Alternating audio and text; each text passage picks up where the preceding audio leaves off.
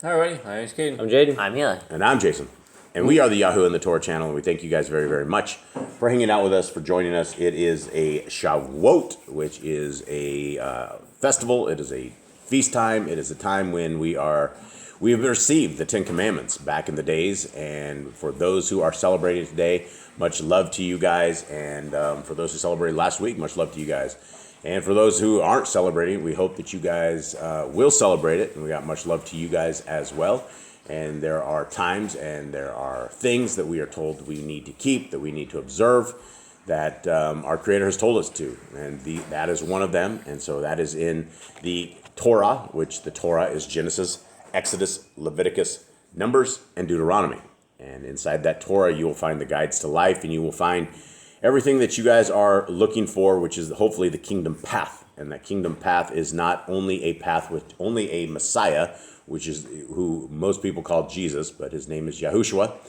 But that path is involved, and it takes all of us keeping the laws, statutes, and commandments. And if we are not in covenant with our Creator, then we do not take part of the kingdom covenant. And so we are in the book of Aḍam and Eve, Aḍam and Ḥawwah. And gentlemen, how you guys doing? Good. Everyone alive? Yep. Okay, so here we go. And begins. Chapter 11, verse 1. Then Aḍam and Ḥawwah felt themselves burning with thirst and heat and sorrow. And Aḍam said to Ḥawwah, "We shall not drink of this water, even if we were to die. O Ḥawwah, when this water comes into our inner parts, it will increase our punishments, and that of our children that shall come after us." Both Aḍam and Ḥawwah then withdrew from the water, and drank none of it at all, but came and entered the cave of treasures. But when in it, Aḍam could not see Ḥawwah. He only heard the noise she made. Neither could she see Aḍam, but heard the noise he made. And from a time perspective on this, they haven't even been out of the garden one day when this has taken place, because this is going to be what we're running into is their very first night, that they have never seen this before. And so I think that we could safely assume that they were expelled probably at the beginning of the day, or when their sun was up, when it was there, and they had a full day. And so already the adventures and the madness that they have ensued and encountered has been only the course of one day. And so it seems as if they've fallen dead several times already, like 5 times already. And anyone have anything on that? Not really, no. I mean, there's a lot happened to them the first day, a lot of sorrow for them. Yeah, a lot of. They got their house on the first day. They a lot of things happened. Like they died a few times the first day. Yeah, and they have not been in their house at night. That is the thing. They have not been overnight in this house. Okay. And I don't think they had darkness in the garden, so this is a whole new thing. I think the sun was always shining. I don't think there was need to sleep or whatever in the garden. Yep, absolutely. So this is a little new to them, having to sleep in like darkness. Yeah, or even the entire act of sleeping, because I don't believe they slept as of yet, except when they fell over dead. Okay. 5. Then Aḍam wept in deep affliction and smote upon his breast, and he arose and said to Ḥawwah, "Where art thou?" And she said unto him, "Lo, I am standing in this darkness." He then said to her, "Remember the bright nature in which we lived, while we abode in the garden? O Ḥawwah, remember the glory that rested on us in the garden. O Ḥawwah, remember the trees that overshadowed us in the garden while we moved among them. O Ḥawwah, remember that while we were in the garden we knew neither night nor day. Think of the tree of life, from below which flowed the water, and that shed luster over us. Remember, O Ḥawwah, the garden land and the brightness thereof. Think of that garden in which was no darkness while we dwelt therein. Whereas no sooner did we come into this cave of treasures than darkness compassed us round about, until we can no longer see each other, and all the pleasure of this life has come to an end." All right, thoughts? All he want to remember the garden, and that's all he wants to do is be back in the garden, but he can't go back now. Yeah, and that's the thing about life is sometimes we end up in situations and end up places where you can never go back. You can never ever go back, and that is why situational awareness is very important, because we can change our entire course of everything, and we are unable to ever change it back. We can do things that will end up, especially out here in the jungles, that can end up having us killed. Every single day is a danger to this. And that's Miss Nicole over there smashing tortillas down or something of the sort, I believe. Yeah. Okay, and so let's continue on. Chapter 12, verse 1. Then Aḍam smote upon his breast, he and Ḥawwah, and they mourned the whole night until dawn drew near. And they sighed over the length of the night in Mizia. And I don't know what Mizia is. And Aḍam beat himself and threw himself on the ground in the cave from bitter grief and because of the darkness, and lay there as dead.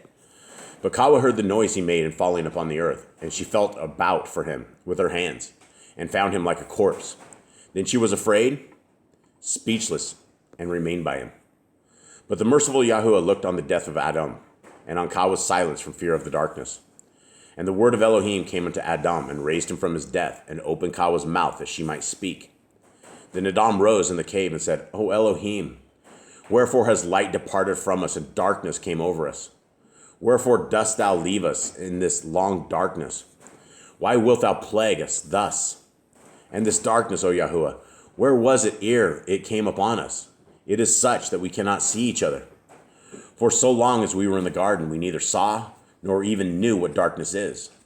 I was not hidden from Ḥawwah, neither was she hidden from me until now, that she cannot see me, and no darkness came upon us to separate us from each other. But she and I were both in one bright light. I saw her and she saw me. Yet now since we came into this cave, darkness has come upon us, and parted us asunder, so that we do not see her, and she does not see me. O Yahuwah, when wilt thou then plague us with this darkness? Thoughts, Eli? They're just like really afraid of the dark. Yeah. Is there anybody who's not afraid of the dark? I don't think so. I think at some point we're all afraid of the dark, and you see what happens when you sin and you break the commands that are before us. We have a chance of repentance, but if you don't turn back the commands and do it, you're going to end up like this in some place worse than this. Yeah, absolutely. Yeah, that is where we have 120 years to figure out this life's path to where eternity is either going to be in the bright light where there's probably no darkness, or it's going to be in a place of gloom, doom, and where the worms eat you all the time, and it's not going to be a pleasant time. All right, let's continue on. Verse 1. Then when Elohim, who is merciful and full of pity, heard Aḍam's voice, he said unto him, O Aḍam, so long as the good messenger was obedient to me, a bright light rested on him and his hosts. But when he transgressed my commandment, I deprived him of that bright nature, and he became dark. And when he was in the heavens, in the realm of light, he knew not of darkness. But he transgressed, and I made him fall from Shamayim upon the earth. And it was this darkness that came upon him. And on thee, O Aḍam, while in my garden and obedient to me, did that bright light rest also. But when I heard thy transgression, I deprived thee of that bright light. Yet of my mercy I did not turn thee into darkness, but I made thee thy body of flesh, over which I spread the skin, in order that it may bear cold and heat. If I had let my wrath fall heavily on thee, I should have destroyed thee. And had I turned thee into darkness, it would have been as if I killed thee. But in my mercy, I have made thee as thou art. When thou didst transgress my commandment, O Aḍam, I drove thee from the garden, and made thee come forth into this land, and commanded thee to dwell in this cave. And darkness came upon thee, as it did upon him who transgressed my commandment. All right. So what is the bottom line here? What is he saying? Basically, he's like, I didn't kill you guys for breaking my command. I just gave you as a punishment. I didn't completely destroy you. I kicked you out of the garden. Yeah, and we get a little bit more of a understanding of the life of Hasatan, right? Prior to his fall, he was in the brightness, right? He was in the light, and I guess the first thing that he figured out was what darkness was. And for us, it is, darkness, anyone can say they're not scared of the dark, but if you didn't have any light whatsoever and no form of it, it's going to terrify you. And that's what these guys were in. And folks should understand that they were there's no light at all. And I don't know if there was probably not even a full moon or any kind of moon whatsoever that they were able to see at that time, because it was complete darkness. And when you are in a new place, you are in a new environment, when you are, your senses are completely out of whack because you don't understand what's going on around you. And again, they were born as adults, and they did not have the same experience that we do. And being in the darkness like that is extremely scary. And So that's part of where their fears were lying. All right. Where did I end at 9? Yes, you're on 10. Okay. Thus, O Aḍam, has this night deceived thee? It is not to last forever, but it is only 12 hours. When it is over, daylight will return. Sigh not, therefore, neither be moved, and say not in thy heart that this darkness is long and drags on wearily. And say not in thy heart that I plague thee with it. Strengthen thy heart, and be not afraid. This darkness is not a punishment, but, O Aḍam, I have made the day, and have placed the sun in it to give light, in order that thou and thy children should do your work. For I knew thou shouldest sin and transgress, and come out into this land. Yet would I not force thee, nor be heard upon thee, nor shut up, nor doom thee through thy fall, nor through thy coming out from light into darkness, nor yet though thy coming from the garden into this land. For I made thee of the light, and I willed to bring out children of light from thee, and like unto thee. But thou didst not keep one day my commandment, until I had finished the creation and blessed everything in it. Then I commanded thee concerning the tree, that thou eat not thereof. Yet I knew that Satan would deceive himself, who deceived himself, would also deceive thee. So I made known to thee by means of the tree, not to come near him. And I told thee not to eat of the fruit thereof, nor to taste it, nor yet to sit under it, nor to yield to it. Had I not spoken to thee, O Aḍam, concerning the tree, and had I left thee without a commandment, and thou hadst sinned, it would have been an offense on my part. For not having given thee any order, thou wouldest turn round and blame me for it. But I commanded thee, and warned thee, and thou didst fall, so that my creatures cannot blame me, but the blame rests on them alone. And, I'd like to discuss that little part right there, because we live in the world of commandment breaking people. Nobody cares about it. When you read scriptures from the front of the scriptures all the way to the end, and not even reading these extracurricular books, it is all about obedience. It is all about that we need to align our lives with the Torah, that we need to find our path through that little tiny narrow gate and avoid the wide path that leads to destruction. And we can't turn to the left, and we can't turn to the right. And when we do that, we are transgressing the Torah. And it only took one commandment breaking, actually two of them to get tossed out of the garden. And we live in a world and in a life where many of us go every single day and we break commandments over and over and over. And that's Miss Nicole again, doing the kitchen stuff. So we have been told to keep the commandments. It says from the very beginning of the book to the end of the book, not to disobey the Creator. And our Creator is not going to be blamed for this. The blame rests on us. The creatures of Yah have to blame. We have to take account for all of this. And we cannot sit there and point at our Creator and go, oh, you didn't tell us, because He told us. We have scriptures. We can't say that we didn't know, because if any of you ever hear anything even on this channel, this is all we talk about, is that you need to keep the laws, statutes, and commandments. That's what this life is all about. And so people have been told. People have Bibles. There's Bibles all over the place. It is up to the people to figure out if they want to keep these laws, statutes, and commandments. But our Creator cannot be blamed at all for any of this. He has told us, and he has done the job of a parent, a very good job of a parent, and has made us very aware of this. Any of you guys have anything? Nope. You have anything? No. Nothing. Okay. Nada. All right, let's continue on.